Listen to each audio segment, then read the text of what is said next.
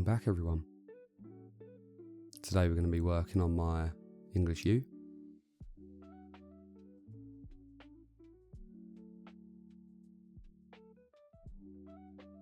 Just give you a little 360 here before we start.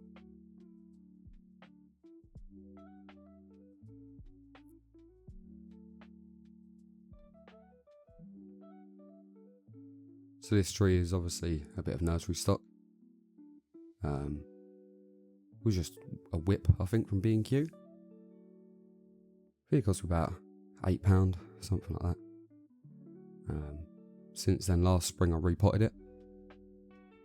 I noticed that most of the foliage was like the top half of the tree, where it's just long and needles were long, and for the kind of tree size I wanted to create, that wasn't going to be great. So I decided to put it into better soil straight away.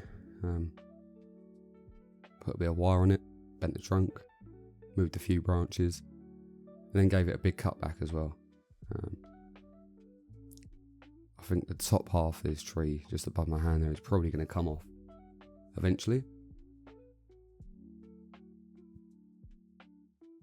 So this is the kind of front I'm working with. Obviously this is from an above view, so it looks a little bit different, but as I say, yeah, that long foliage gave it a cut back, and since then it's pushed nice small buds, especially being in the mix it's in. So it's looking good. Got lots of new buds growing from a place I don't really want, but we'll look at that later. And it's also time I get this wire off this tree as well. I've left it on a little bit too long, which we will see later in the video as well.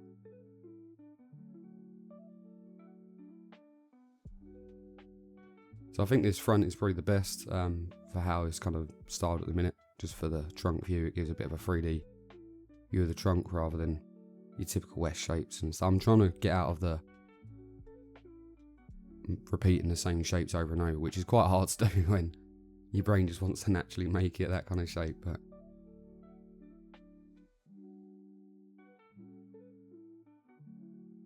you know, I'm working with young material nearly all the time, so I very much make the shape of the trunk, and I don't want all my trees to look exactly the same.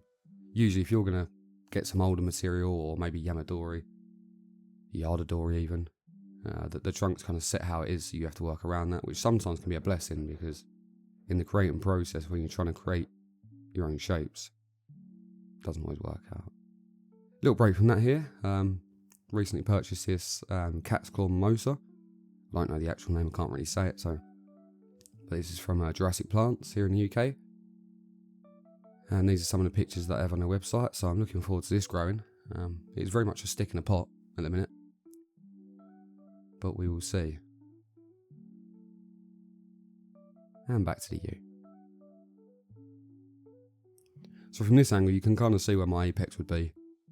And again, it's quite a simple design on the trunk, right? I didn't want to go absolutely crazy. My issue is it's very thin, there isn't much taper. Over time I'm going to be cutting back further and further, but for now I'm just going to be taking this wire off.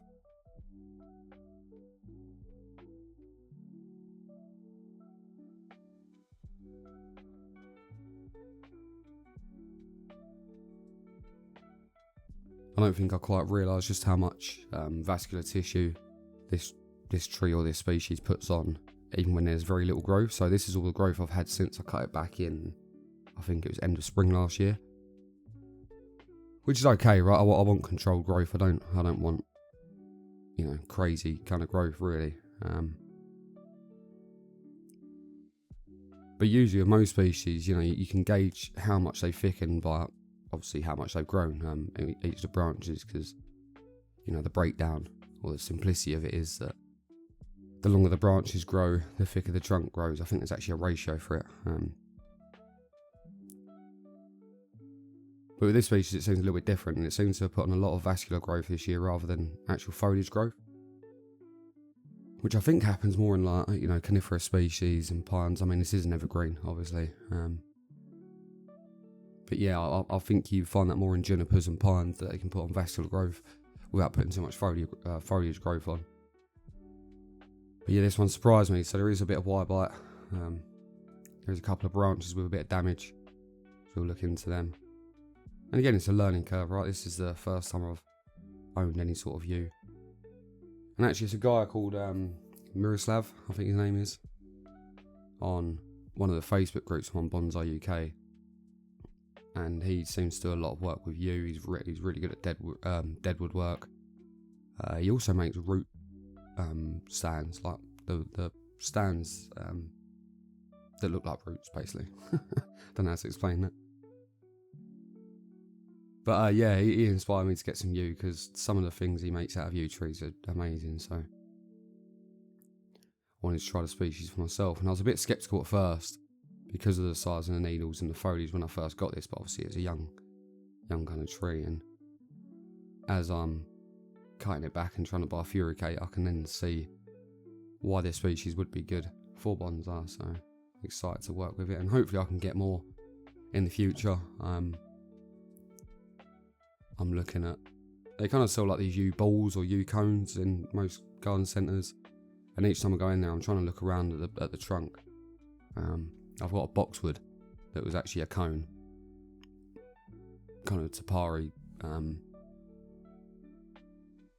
style from B&Q, and the top half was dead anyway, so I cut it all the way down, but then I realised that the trunk was actually pretty decent. I've actually got a video coming up on that one soon, because that needs a bit of work.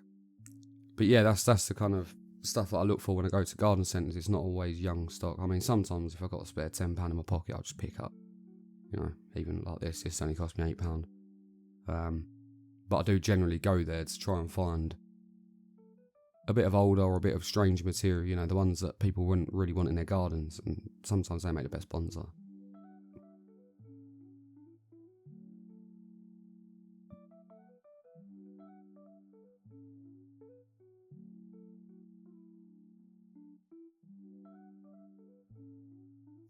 Now obviously this yew tree won't be styled like a yew tree, like an older kind of yew.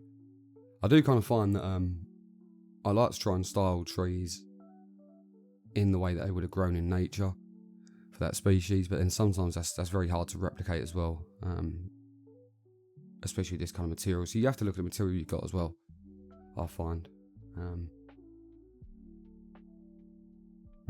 Yew trees in nature are very much, they're kind of short trunked in a way, and then they kind of branch off into loads of different apexes that all twist and bend, and then some branches hit the ground and then root from there, and they look fantastic. But this tree wouldn't be a very good basis for that in my mind, so it'll probably end up looking a bit like a tall pine, I suppose. That's probably what it's going to end up looking like.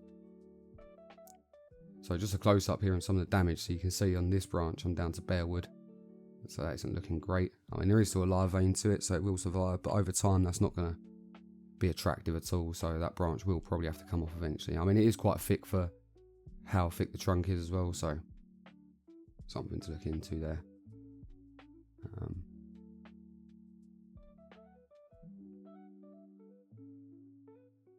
So again, just looking from the front, and as I say, that top part there is kind of sacrificial at this point.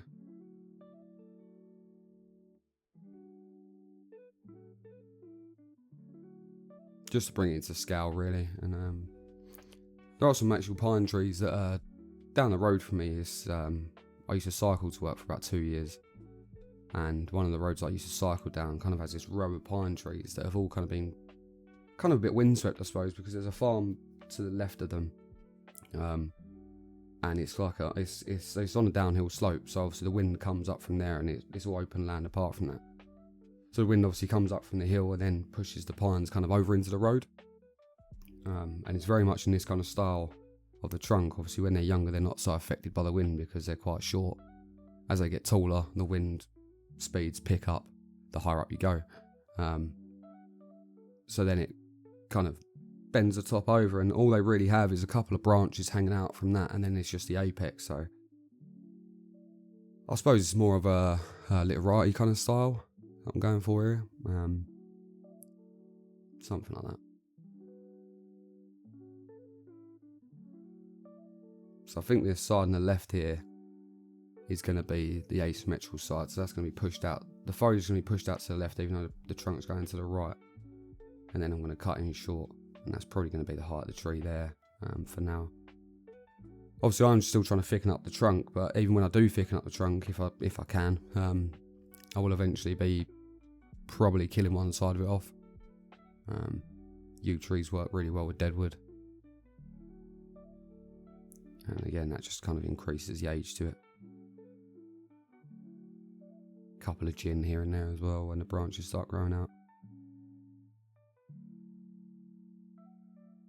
You know, I think knowing now that the foliage can kind of get this small in the right sitting, it's possible that I'll take this back out of this pot and put it into a bigger nursery pot with, you know, kind of nursery kind of soil I usually use, like John Innes number 2, and just push the growth mad on this so I can thicken that base up. Just going to clean up some old cuts here. I'm quite terrible at leaving little stubs and stuff. This species seems to heal over well, so.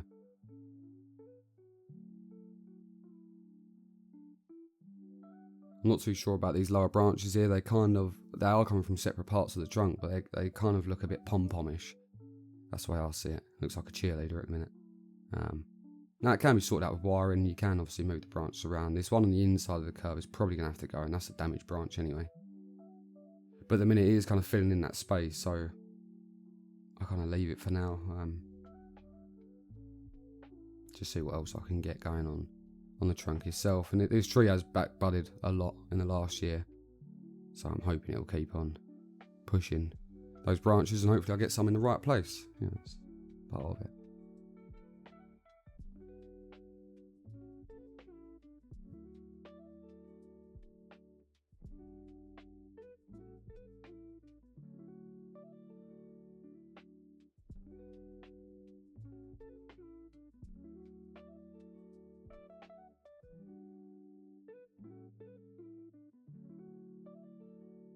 Just trying to very different angles here, and as you can see, if I move more to the right, that's when you get that S shape kind of getting involved. And I'm not a big hater of the S shape, you know. It looks kind of decent for most trees, but I've got so many S shaped trees that I'm trying to clear away from that a little bit. It looks a little bit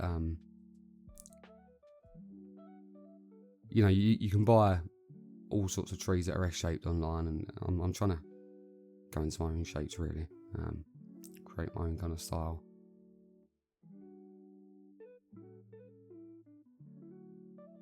So all these little buds here, I'm not gonna be using them as branches, so we're just gonna get rid of them. It just stops the tree having to put energy into things that I'm not gonna want it to need. Although obviously, you know, it's bonsai's 50-50, right? It's kind of what I want, but also what the tree also wants. Otherwise, you can't just be battling the tree for the rest of the tree's life. You have to kind of work together. But that's just me giving it a little hint that no, buddy, I don't need any foliage there. Let's try again.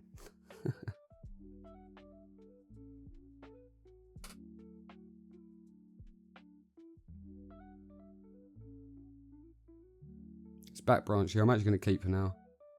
It just gives it a bit of depth, I suppose. You know, it shows that kind of the trunk kind of comes towards you, starts moving back, and then the apex comes back towards you as well. So it gives a little bit of definition and depth there. So I'll keep that. And some of these buds near the top, I'm going to keep some of these because that's potential for a new leader in the future.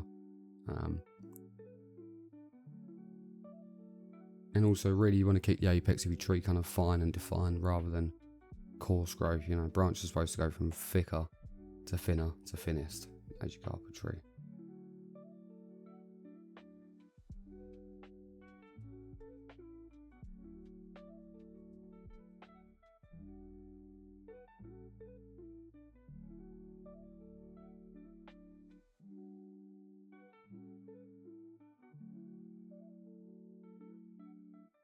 So I know some of you guys watching this might be new to the channel here. I recently posted my YouTube page for the first time in a Facebook post, and I've never really liked doing that kind of thing. Like, you know, it feels like a bit like marketing yourself or kind of begging for it in a way. And I don't want it to be that. But I also know that on the beginners page, there's obviously a lot of new people that, like me when I first started, didn't really understand just what you can do with kind of cheaper material. or basic material. You know, you do see it a lot on these, you know, either Facebook posts or even when you look at bigger creators, and you know, it's great for them because they've got access to this kind of older stock and older material, especially in the US where you can collect Yamadora. You know, in the UK you have to ask permission, and you can't just go out collecting trees. You have to ask the landowner's permission. All the land is owned by someone. So, yeah, getting your hands on older material can cost you quite a bit in the UK. So, obviously, this is what the channel's all about. It's kind of buying cheaper, more basic material from nursery centres and kind of growing them on. And of course, you know, you're going to sacrifice time for the money kind of thing, you know. Sure, you can go out and buy a £3,000 pine tree. That's, I don't know, 80%, you know, to the tree you want it to be kind of thing. But you have to spend the money. If you don't want to spend the money, you have to go and buy a seedling for £10 and then grow it for 10, 15 years.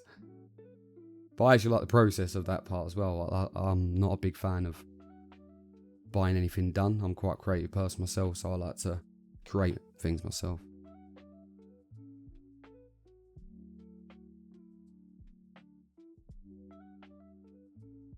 So I'm just going to cut that top branch off on the right there. And hopefully now you can kind of see the apex a bit better. Or the kind of finished height of the tree what I'm going for, which is about there. All that top bit is kind of a bit sacrificial for now. But yeah, so if you are new to the channel, welcome. I try to upload 2 videos a week, sometimes 3, sometimes only 1. It depends obviously how busy I am with work and everything. It depends on the time of year as well. You know, this time of year I'm doing a lot of cutting back, getting ready for spring. In spring there'll be a lot of repotting. Summertime there's not so much going on, you know, I kind of leave the trees to be. But that's when I kind of try and push out more educational content, I suppose, or stuff that I've learned along the way. I'm not saying I'm a master in any sense of the word. I don't have any kind of degrees in horticulture. But I like to research stuff, especially in the winter when nothing else is really going on. I kind of spend November to January just on Google, looking at papers, looking at research and going from there. So I feel like this branch on the left, the issue with it is very straight, right? So it needs some wiring it over time. Now I don't want to wire this just now.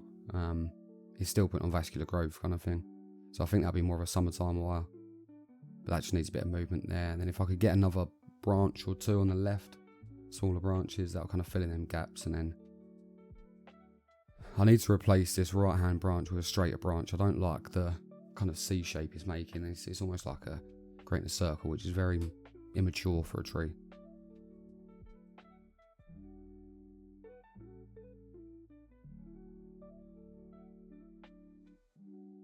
But that is this tree ready to push out in spring. Hopefully get the foliage I want. Hopefully get the back bud I want.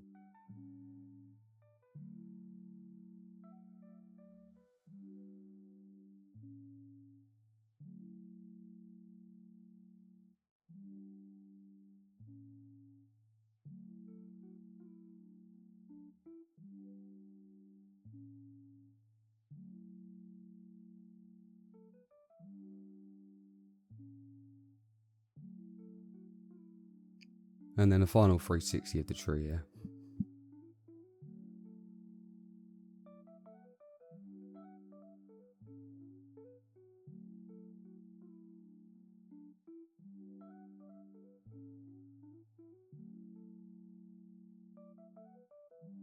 If you enjoyed today's content, please don't forget to subscribe, like, and hit that bell notification for future videos. I'll see you soon.